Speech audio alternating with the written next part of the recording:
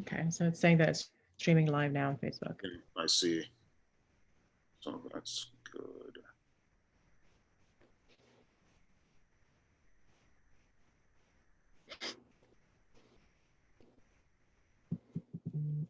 Okay.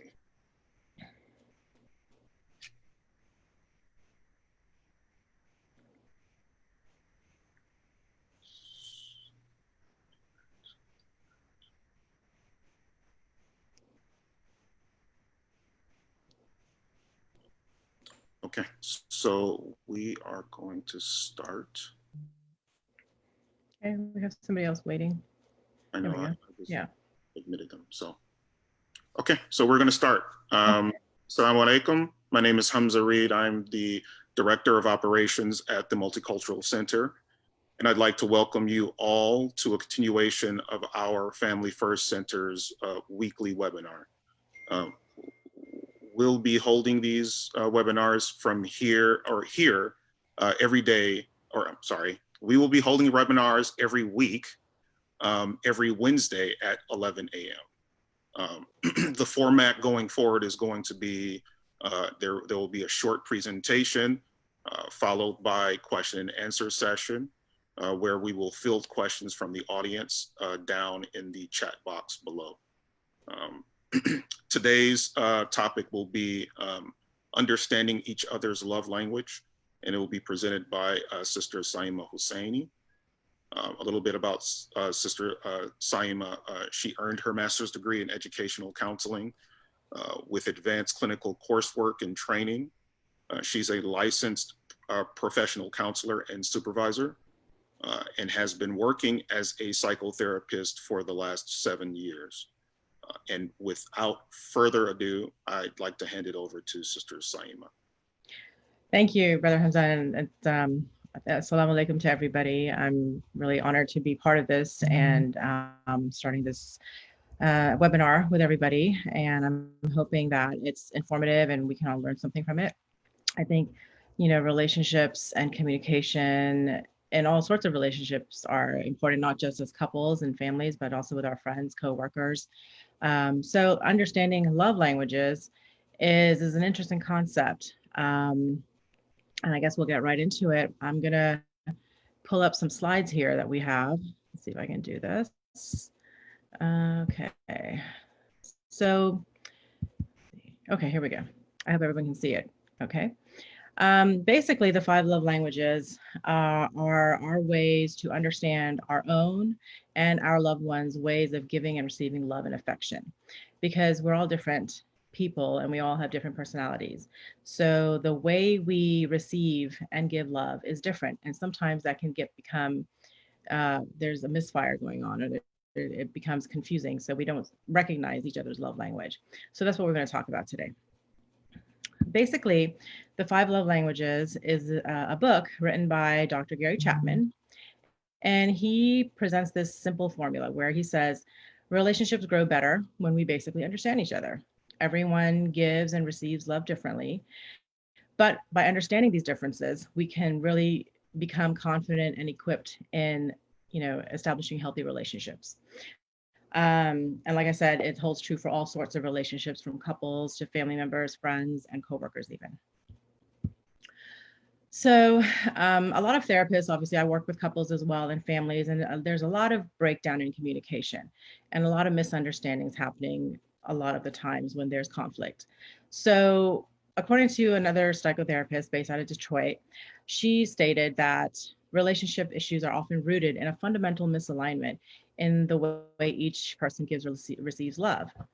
Incompatibility occurs when each person is either unwilling or unable to meet or adapt to the other person's needs.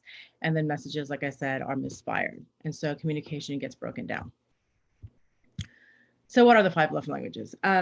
Basically, Dr. Chapman talks about 5 love languages, which are: 1, words of affirmation; physical touch; receiving gifts; quality time; and acts of service. And we're going to go into detail about each one of them.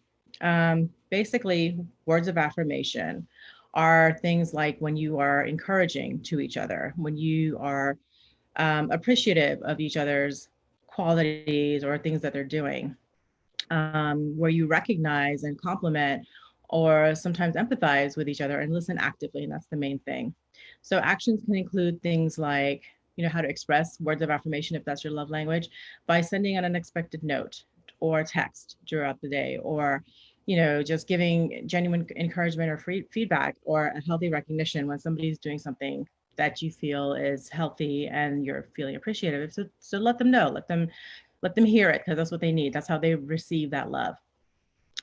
People whose primary love language is words of affirmation, you want to avoid uh, non-constructive criticism. You want to avoid, obviously, verbal abuse, because that's very damaging to their core. You don't want to be discouraging and have a lot of negativity in the air between the two of you, because that really impacts that person negatively. Um, the next love language is physical touch. So that's things like, nonverbal body language, using body language to express love. And that doesn't have to be anything excessive, but it could be something simple as a holding hands or a hug or a kiss or a pat on the back or arms around, each other. They need to feel that physical connectedness. And if they don't, they feel distant. And so we don't want them to feel that, that coldness, that distance feels like a lack of intimacy. And that's really damaging to their relationship as well. The third one are things like receiving gifts. And nothing big, it doesn't have to be anything expensive or huge or extravagant. It could be thoughtful gestures, maybe a flower or notes, or paying attention to what they like, their favorite things, bringing home something that would make them happy. Just something that will make that person feel like a priority in your loved one's life. Like I said, they didn't have to be big gifts or, as long as you express gratitude, that's the key also, to appreciate that. Things you want to avoid doing for people whose love language is receiving gifts: don't forget special occasions. That can also be very damaging to the relationship. Don't present yourself as being unenthusiastic or feeling a sense of obligation. That makes the person feel like you have to do something, not that you want to do something for them. The fourth one is what we call quality time. And that really means one-on-one time, uninterrupted moments, conversations, undivided attention, take away the devices, take away the screens, no distractions, and really talk to each other, really listen to each other, give each other your full undivided attention. Because when we feel like we're not really being heard, we feel disconnected again. So we really want effective communication to be taking place. And what that means is, a lot of times communication breakdown occurs when we're talking to each other, but we're not really listening to each other. We're listening to respond, but not listening to hear. So we want to hear what the other person is saying. And a good way to make sure that effective communication is occurring is to kind of repeat back, like, I think I heard you say this. Let me make sure I heard you correctly. And if the message is communicated correctly, then great.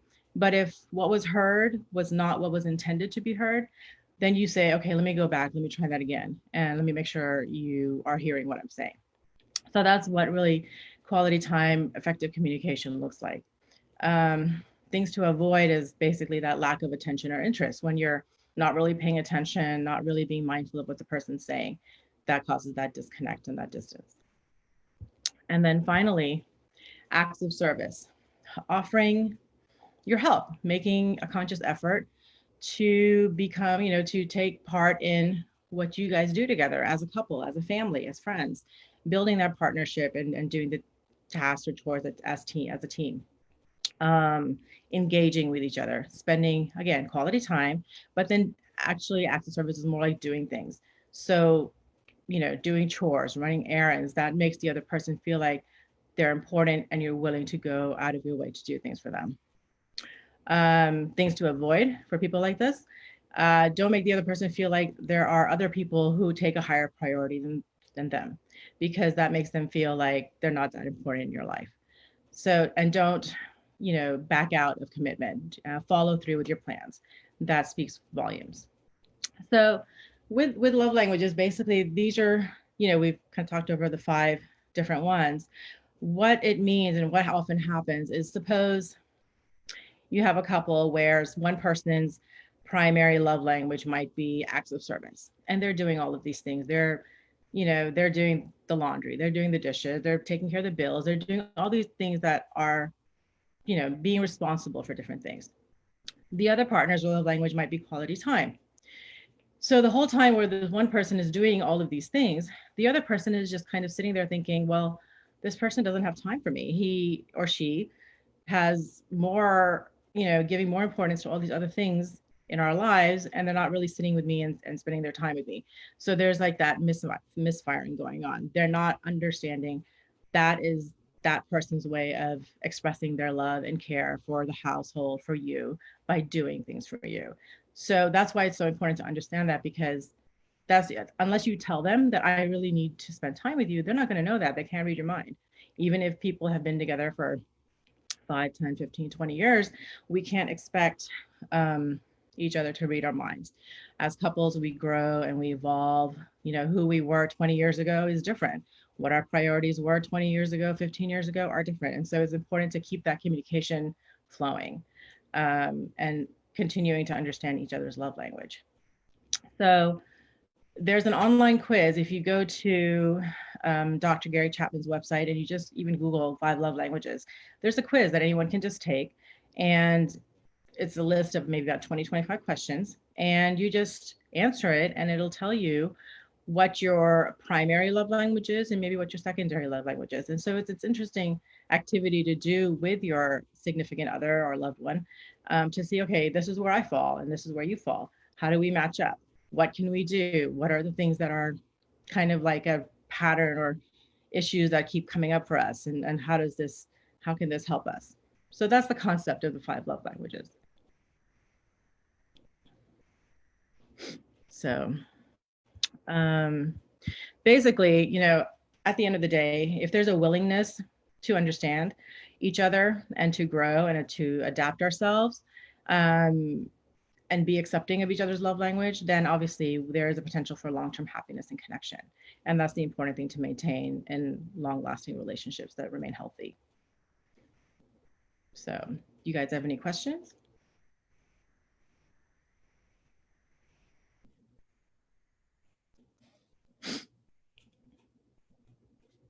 So, alhamdulillah, thank you, Sister Saima, for that wonderful reminder of the importance of understanding your partner's love language.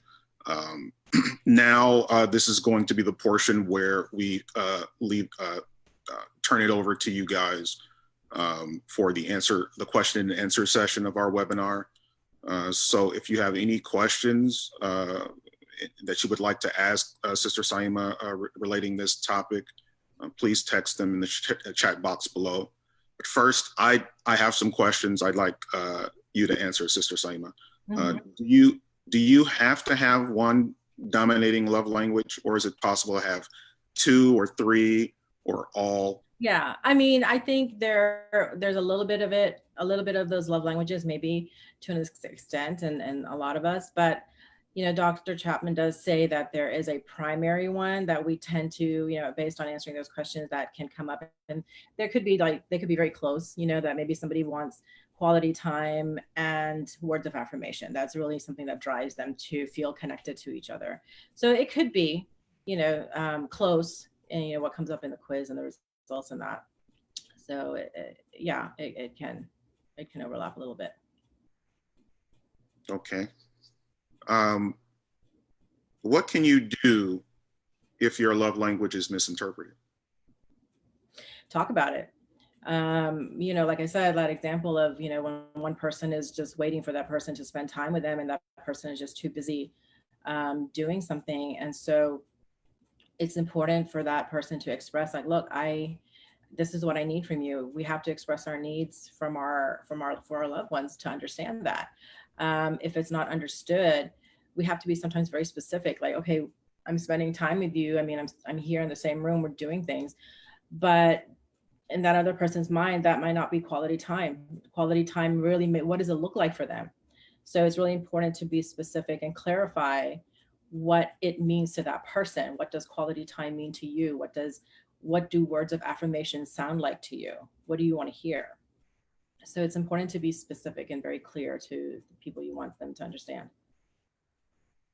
Very good, very good.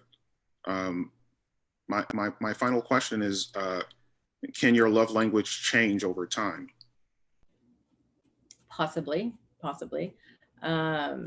It can evolve. I mean, we talk about varying the different relationships where love languages can play a role in improving.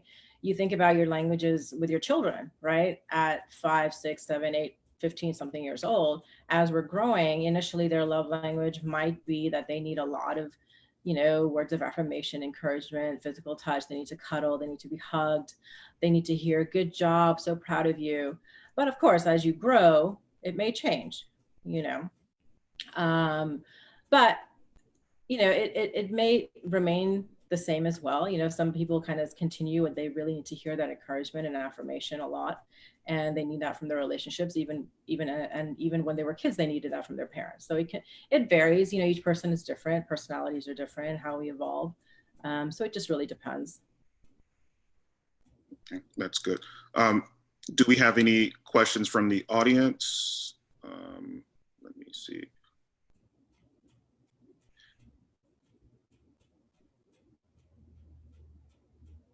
Okay, I have a comment. It's not a question, but maybe you can expound on it.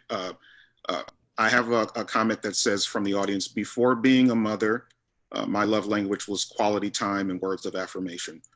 However, after becoming a mother, acts of service says so much more than a kind word. Mm-hmm.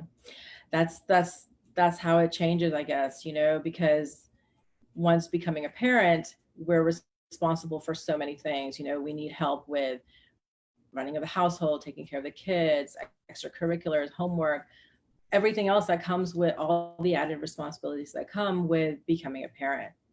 So when your partner shares that with you, shares that responsibility with you, it probably for her, or whoever that changes for, it means a lot more than, you're doing a great job. It could be just that, that other person making that effort and sharing that responsibility that comes with all these added things that happen after parenthood can mean a lot more. So that's absolutely understandable. Okay, that's good. Do we have any other questions from the audience?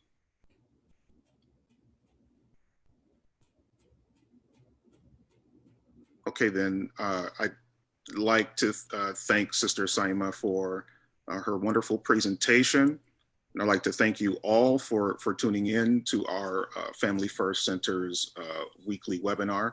Be sure to meet us here each week on Wednesday at 11, where we will. Message question. I had submitted a question. Okay. Oh, Andre, I know I saw it. Sister Saima, you could answer this. However, I thought that you've already answered it. okay. Do love languages evolve after a while? Yeah. I think, like I said earlier about, and even the question that came in, how, we grow and how things become different priorities in our lives. They can change. When we were younger, maybe we needed a lot of encouragement, a lot of affirmation. And as we grow, we become more confident and we take on more things. So we need somebody who's appreciative in different ways. And so that can absolutely change and evolve over time. Thank you, Sister Saima, again. Again, be sure to meet us here each week where we'll be discussing a different topic every Wednesday at 11 a.m. Jazakallah khair for attending. Assalamu alaikum. Oh, welcome.